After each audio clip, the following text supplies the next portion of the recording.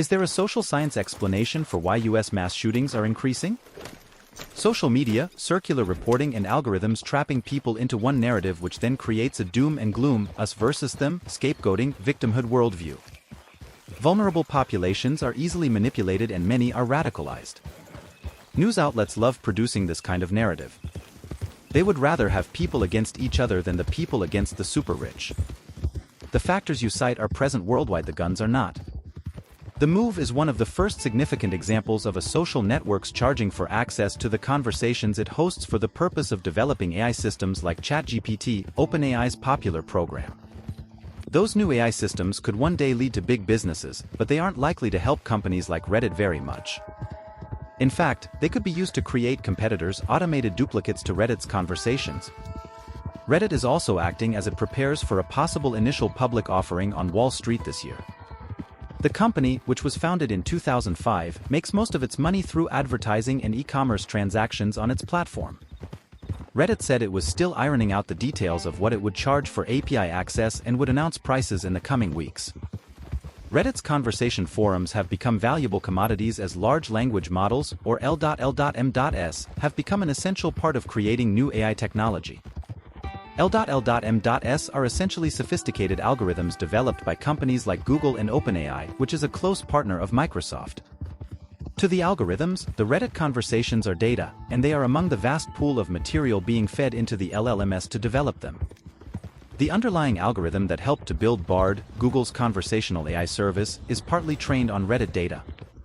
OpenAI's ChatGPT cites Reddit data as one of the sources of information it has been trained on.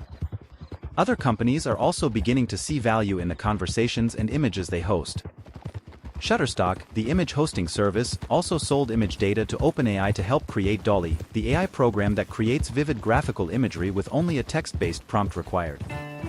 Last month, Elon Musk, the owner of Twitter, said he was cracking down on the use of Twitter's API, which thousands of companies and independent developers use to track the millions of conversations across the network.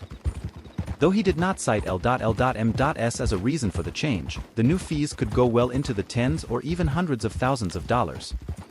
To keep improving their models, artificial intelligence makers need two significant things: an enormous amount of computing power and an enormous amount of data.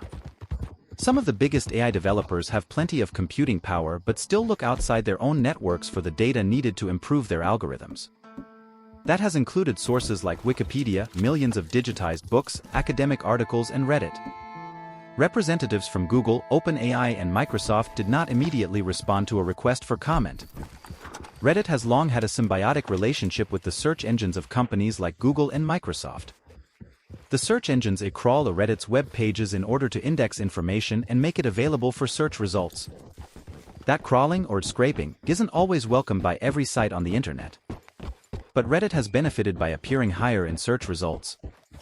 The dynamic is different with LLM.S, they gobble as much data as they can to create new AI systems like the chatbots. Reddit believes its data is particularly valuable because it is continuously updated. That newness and relevance, Mr. Huffman said, is what large language modeling algorithms need to produce the best results. More than any other place on the internet, Reddit is a home for authentic conversation, Mr. Huffman said. There's a lot of stuff on the site that you'd only ever say in therapy or AA or never at all. Mr. Huffman said Reddit's API would still be free to developers who wanted to build applications that helped people use Reddit. They could use the tools to build a bot that automatically tracks whether users' comments adhere to rules for posting, for instance. Researchers who want to study Reddit data for academic or non-commercial purposes will continue to have free access to it. Reddit also hopes to incorporate more so-called machine learning into how the site itself operates. It could be used, for instance, to identify the use of AI-generated text on Reddit and add a label that notifies users that the comment came from a bot. The company also promised to improve software tools that can be used by moderators, the users who volunteer their time to keep the site's forums operating smoothly and improve conversations between users. And third-party bots that help moderators monitor the forums will continue to be supported. But for the AI makers, it's time to pay up.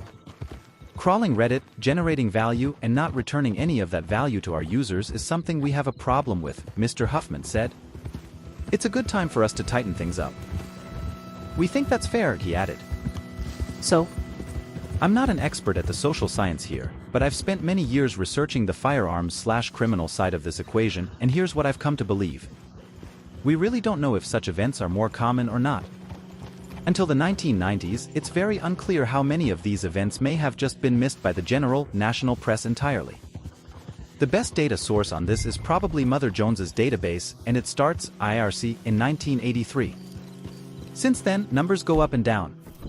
Also note that the FBI changed their definition in like 2014, which increased the count. So it's not quite apples and apples. The counts from the BBC data appear to be based on the Shooting Tracker database, which is extraordinarily misleading and captures a tremendous amount of incidents that nobody seriously considers to be mass shootings, and has shit-tier data integrity to begin with. The media coverage that the Columbine shooters got was extensive and not unfriendly. For the next 20 years, virtually every young mass shooter was found to have been strongly affected by them. It's worth noting here that not all mass shootings are the same. Very broadly, the categories might be: the angry employee, usually committed by someone who was fired or about to be fired, often for being violent, and who was looking at their life sort of falling apart. These often get blamed on economic conditions, but this is rarely the case. The angry young man, generally committed by adolescents or those in their early 20s. Just people angry at the world. Noteworthy is that relatively few mass shooters show signs of actual mental illness. While many of them are unsurprisingly likely suffering some sort of mental crisis, few would meet the DSM-IV requirements as being diagnosed mentally ill. Exceptions exist, notably the Colorado theater shooting. Again, very broadly, it's important to understand that these events, as defined by Mother Jones, are distinctly different from most normal criminal activity and the overwhelming majority of homicide. Things that we could do to substantially reduce various sorts of criminal acts in general would probably do little to nothing to reduce mass shootings, same being true in reverse. It's my belief that, I admit, this move into more opinion, that most every society has these people who just can't get along. They do different things. In most Asian societies, they kill themselves. In Europe, I think a lot of them went and joined ISIS. Back 30 years ago, I think it was a trendy seriously for them to be serial killers. Today, get a gun and shoot up a school. The individualist nature of US society contributes, as does the limited social safety net and relative instability of life in general. Historical and long-lasting cultural factors are a thing that's very hard to just remove from a population. Distrust in authority, grievance, culture, etc. All of this combines together and once in a while becomes explosive. Since US is not doing anything to fix the problem, it makes sense to normalize it. Treat shootings like car accidents. Nobody is digging out social media accounts of people involved in car accidents. Why do that for shooters or victims? Guns are sacred, apparently. Report counts and move on. Let's not pretend that we care.